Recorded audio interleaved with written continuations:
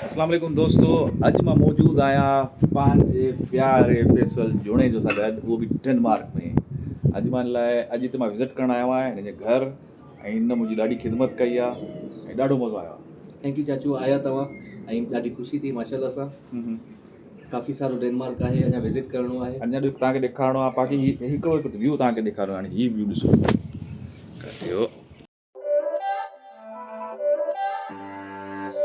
It's not a game, it's a rich thing.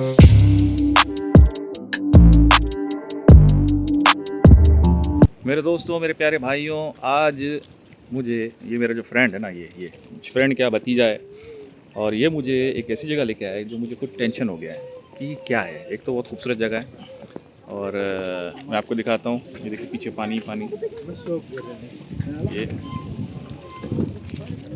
और सबसे अजीब जो बात है,